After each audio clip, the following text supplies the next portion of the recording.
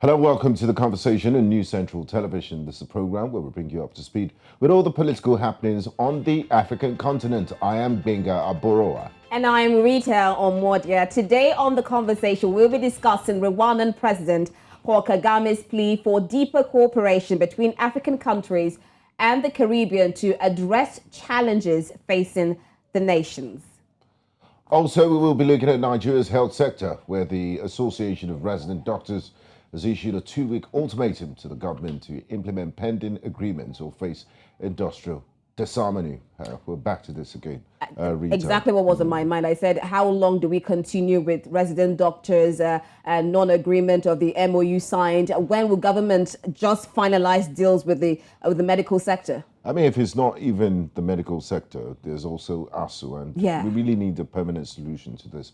Hopefully, I mean, as we've seen, Mr. President seems to be a skilled negotiator, because in the wake of the subsidy removal, he averted a nationwide strike that was threatened by NLC. But it's not about avoiding strikes; it's doing what is necessary and finding a balance for everyone. Because we know the importance of these doctors, and we know how we're hemorrhaging doctors to true brain drain, so it's very important they address definitely very important, because if you look at the health sector, I mean, you don't pray to fall sick in Nigeria. You realize that the level of doctors we just have very few. Most of them are going outside the country, so we need people here. We need to give them what is due to them, and let's not go over this topic. I mean, if you go over years and years, this is the same thing that we continue to talk about, and it would also affect the quality of service delivery. Definitely, it will.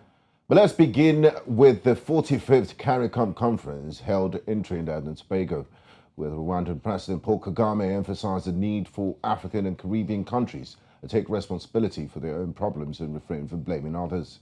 He called for a culture of accountability and urged both regions to come together in concrete initiatives to address shared challenges such as fair borrowing terms, climate change cooperation, and improve connectivity in transportation and telecommunications. President Kagame also expressed Rwanda's willingness to support Haiti in terms of security and peacekeeping, citing Rwanda's own history as evidence that no situation is beyond repair.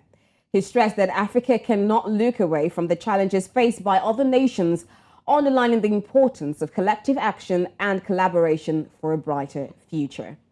And joining us for this conversation, we have Alesta Wilcox, is a political analyst and chairman, Icon Lagos and District Society, joining us from Abuja, Nigeria.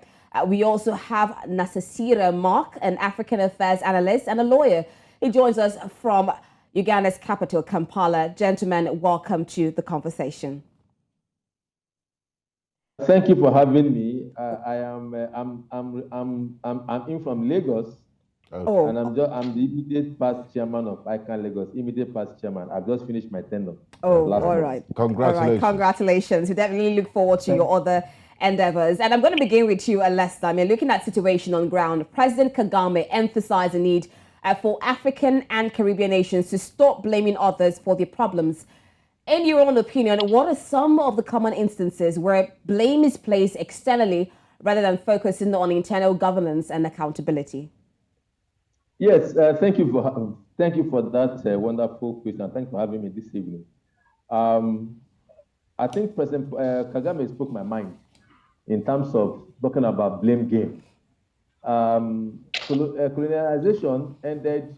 I think the last colonial country in Africa was South Africa. Well, if that was colonialization, and that ended in 1889 or thereabout, 1887 or 89, with the release of Mandela and the election. 1994. Yes. Yes. Okay. Well, yeah, 94. Yeah, thank you.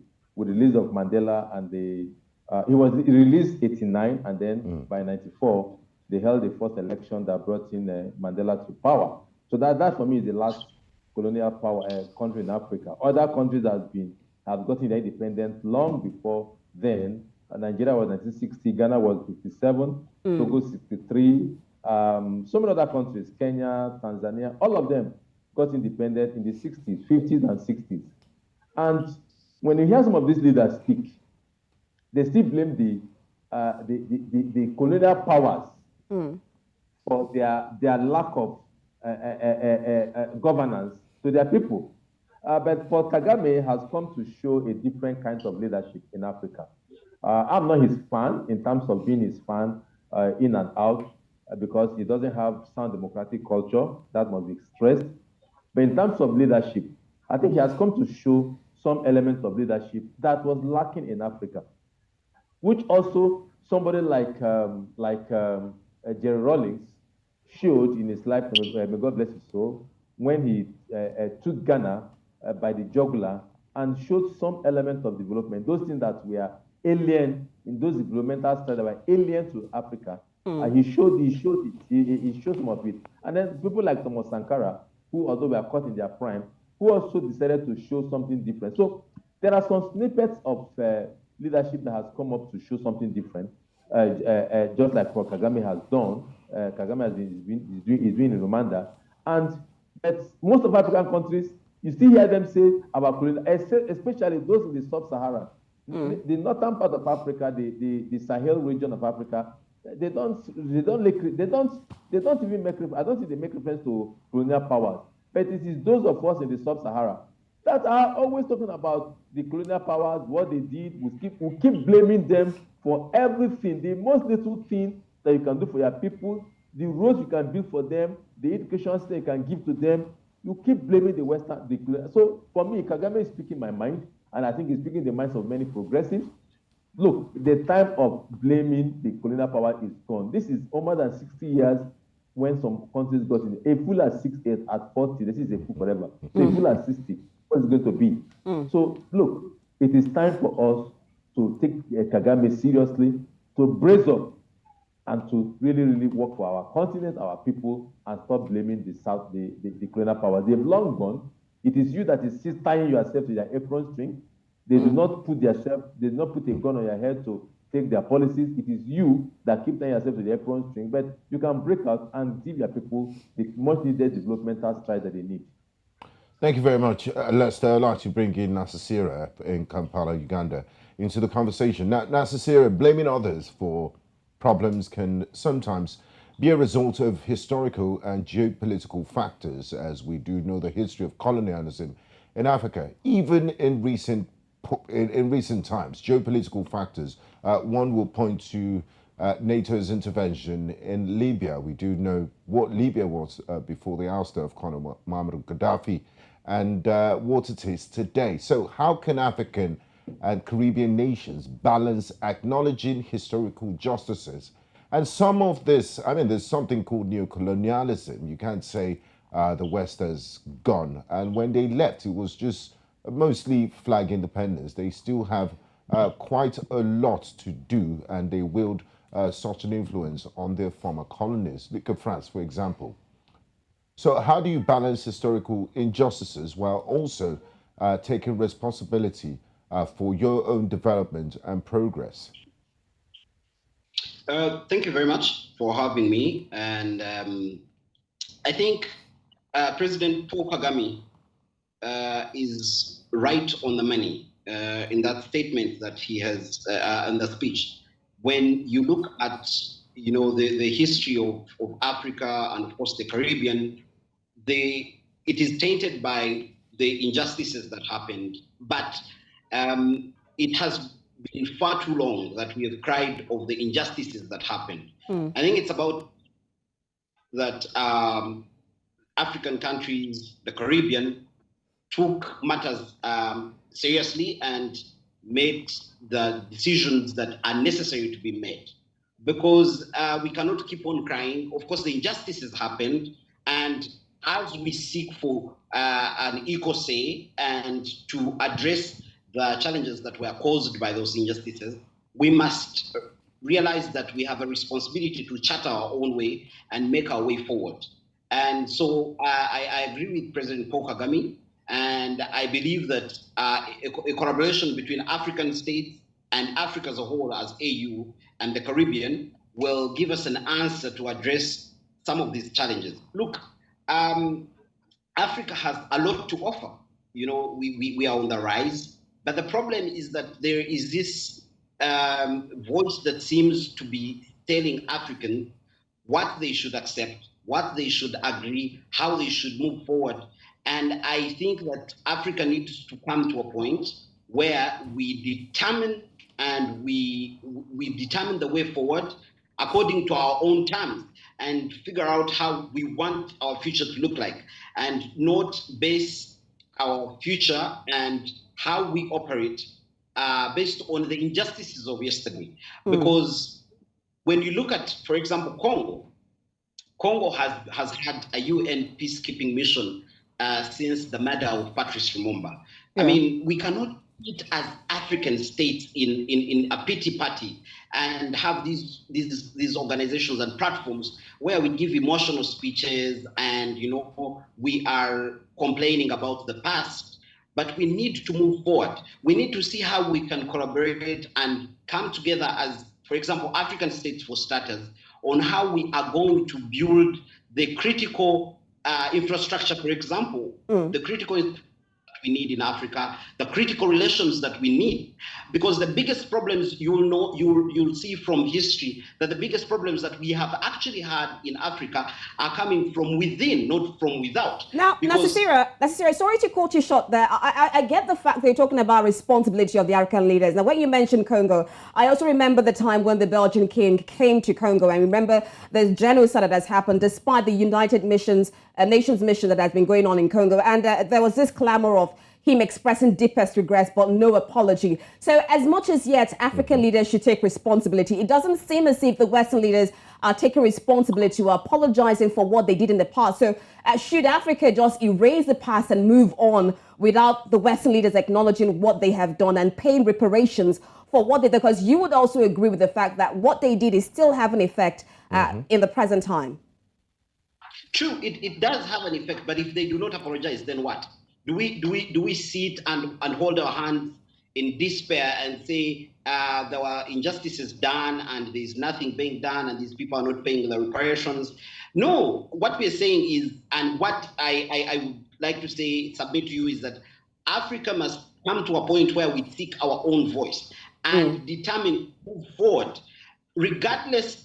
I'm not saying that we shouldn't seek for those for justice for the atrocities that were meted out on Africa and Africans, but I am saying that we must find a voice of our own, and we must determine where we want to go. We cannot have a collaboration, for example, what we're talking about, we cannot have a collaboration between Africa and the Caribbean based on the injustices of yesterday. We must have collaboration based on where we want to move, where we want to go. So we cannot come together. And the only reason we are coming together is because of the injustices that have been meted out onto us.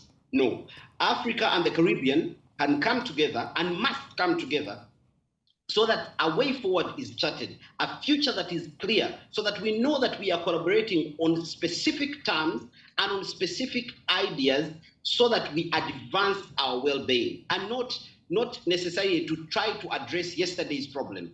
That will not help us that much.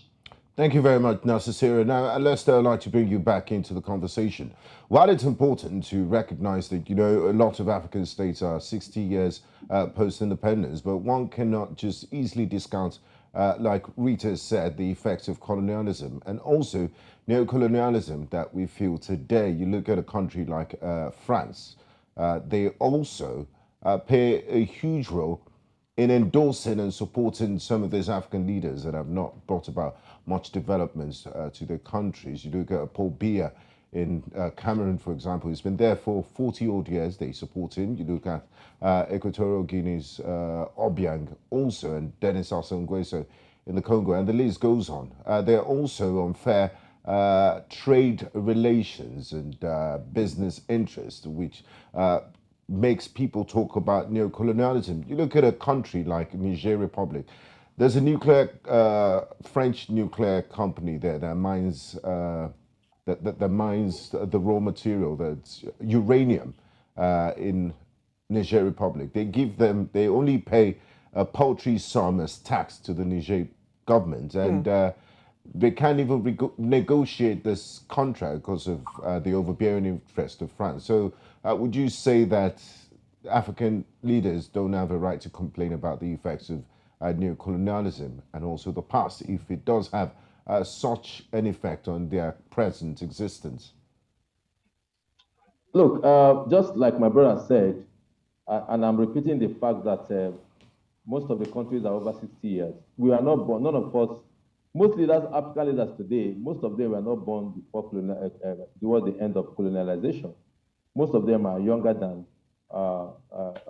colonization in their countries. And most of us speaking today were not born, I mean, I was born much after independence of Nigeria. So I didn't even know or feel or experience what you're talking about colonization and its effect on what happened to my forefathers and other persons.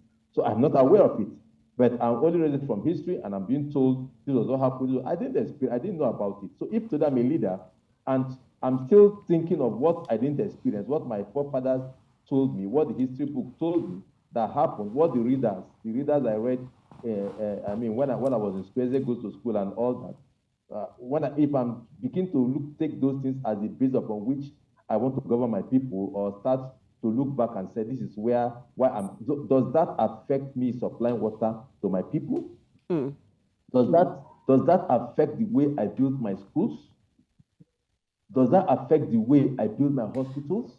Now, Alesta, do you think it has also brought about this global inequalities that we're seeing now? We see a situation where African countries have been clamoring that they should be part of the United Nations Security Council. We see a situation of the climate change where somehow the Western countries are the most polluters, but Africa is still the one that is suffering the brunt of it all. It still comes back to the historical aspect of all of this. So don't you think it still has a part to play? No, it doesn't come to any history. It's the way you prepare your house.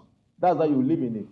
And how has the house been prepared right from history? When Kwame Nkrumah and co, when Kwame Nkrumah got dividend for Ghana, he was talking about Pan-Africanism. He was trying to unite Africans. Of course, African leaders those days didn't support his cause. He was eventually overthrown, maybe with the support of the West, because others didn't support his cause. When Muammar Gaddafi, of blessed memory, I'm not his fan, I never liked his modus, but when he was ruling his people, providing the base of life for his people, and was talking about uniting Africans and expand African leaders to take their rightful positions, what happened? Thomas Sankara and Patrice Lumumba also. Thomas Sankara, what happened? Thomas Sankara was killed from inside. Patrice Lumumba, the same thing. So it is you. They said it is the rat in the house that tells the one outside that there is meat. Yeah, but it was engineered by external factors. This assassination. But you allowed yourself internally to be used. Look, Africa was not. Did Africa really allow themselves to be used? I don't know if they used, but then mercenary. Did the soldiers in France come in, or Belgium come in to keep Patrice Lumumba? Did the soldiers in UK come in to overthrow Kwame Nkrumah? Okay. Did the soldiers in France come in to overthrow who killed Thomas Sankara? And where was the engineer from? So, I don't know if Nasir. Yes. Go on. What I'm saying is this: Africa was not the only colonized entity in the world. Australia was colonized. All the Southeastern states, Asia, were colonized. But as of today, we are not seeing them blaming colonial powers for. Yeah, but we also have slavery. So it's the twin evil of slavery and colonization. So no, look, slavery is a different portfolio altogether. You can't combine that together. All right, let's hear from Nasir. I wonder if he has a different opinion, because we're looking at the effect of what happened in the past to present days. We're still looking at this global inequalities. I think there's an emphasis on all of that, because we still see Africa as suffering the brunt of a whole lot of things. I mean, you look at what is happening in Tunisia, the migrants are distant. We also look at the Rwanda asylum bill, the so-called racism we're seeing going on when we talk about migration. So all these things, don't you think it's also having an impact on what Africans are facing today? It does have an impact, but to a large extent, the impact of what can happen to you, whatever is occasioned onto you, is determined by how ready you are and how organized you are to face such a challenge. For example, America fought for its independence, but it's not crying over reparations. America is 247 years. They celebrate 247 years. We're just 60 years celebrating independence majorly. I mean, would you see that as a good comparison? and I do not know if they were paid any reparations. That's my argument. The conversation has to move away from the cry of yesterday. It has to come from it. We have to get to a point where there is internal dynamics that help us to build, that help us to understand the way we want to move and chart our own course. See, the challenge is that we have too much people telling us how we should go, and we are following into the footsteps of different people, and yet our future should be different and must be different, because we are different, and we inhabit a different place and a different zone, and it's different times. We have to recognize that what happened yesterday, or what worked yesterday for the British, might not work today for the Kenyans or Ugandans. So what happened, the injustices that happened yesterday have a play on how things are happening today. Of course, there is still neo-colonialism that is going on, but like Alesta is saying, that whatever is happening in these countries, whatever is happening in Africa, is an exploitation of the weaknesses of Africa. That there should be, we have to come to a point in all these years that we have, been independent. We have to come to a point where we build internal strength, and because you see, we have presidents in Africa that are hell-bent on staying in power, on holding on to power, and for that reason, they are willing to give away concession to the West and those that seek to exploit us. And that's why you're giving examples of all these other countries that have had presidents that have been in power for so long, because people are willing to give away what is rightfully theirs so that they can stay in power for selfish reasons. But as Africa, we must come to a point where we realize that that does not help. Even an individual who stays in power for long, the weakness of his country, because we see this in Libya. If Libya had been strong enough, if Libya had been mobilized, the Libyans had been mobilized to know that the country belongs to them, we wouldn't have had a failed state that we are having now. Even if we were to look at what is happening in Libya right now, it is not some other people coming to fight in Libya. It is Libyans fighting against themselves. So what we are saying is, Africa must come to a point where they're no longer looking at who to blame for whatever is not working. But we must come to a point where we realize that it is upon us to chart our own way and discuss the future. And this relationship between Africa and the Caribbean can only work based on mutual benefit and not mutual crying over the past. So at this time, like Alesta is saying, we've been independent for 50 or 60 years plus, and we cannot be crying about the injustices that were meted out years ago. Of course, if we go into that, then it would mean that we even have to break down the borders that we have, because the countries that we have right now are not a making of our own, it's a making of some other people. And that's why I'm saying that we have to realize where we are, see what we can deal with at the moment in time where we are right now. Thank you very much, Nasir. Now, Alesta, I'll let you have the final say on this topic before we move on to our next topic. Now, Rwanda has been said to be one of the bright spots on the continent, bright spots in inverted commas because of its democratic credentials, and it's also the president that seems to want to stay there forever. Now, Rwanda's history of recovery and reconciliation has been widely acknowledged. Can you elaborate on the specific steps taken by Rwanda to rebuild the nation and reconcile its people? I remember I was in a forum with President Paul Kagame a few years ago, and the moderator asked him, how did you do it? Rwanda started from year zero. And look at them today. People are celebrating Rwanda. And he responded, Paul Kagame responded, and said, we went so low that we couldn't go any lower. Now, Alesta, how can these lessons be applied to the challenges faced by Haiti and other nations in the African and Caribbean region to spark a sort of renaissance? Well, because time is tight, I wouldn't want to go into deep as to what happened to Rwanda. We all know how Rwanda went so low with the genocide that took place. Yeah. And of course, like we have pointed out here, most of these things are engineered from outside in order to separate us. I mean, Rwanda had that issue and the devil took hold of Rwanda and took them down the ladder, whereby the Tutsi and the Hutus could not see each other. These are people that have existed for long, and they couldn't see each other face to face, and they went ahead on a killing spree, and the blood. Maybe, let me just sound spiritual, maybe Rwanda used the blood of their citizens to wash away the sins of the past and to wash away the colonial tonga. Maybe that was what happened. And when Paul Kagame came into office, I mean, remember after the genocide, I can't remember the name of the president that took over before Paul Kagame came in, and he just felt, let's do the right thing. And with his mindset, he just felt, let's do the right thing. We are already low, so why don't we now start to rebuild? And they started to rebuild block by block. While I'm saying that I'm not a fan of Kagame with terms of his democratic credentials, he has stayed there for quite a while. It's just like when we accuse him for Biya and co. I think he has spent I can't remember how many years he has spent now. He should have institutionalized the country and then move on. So, but talking about other lessons, I mean, other countries to learn. Today in Nigeria, we have a lot to learn because today we are so divided, just like the Hutus and the Tutsis.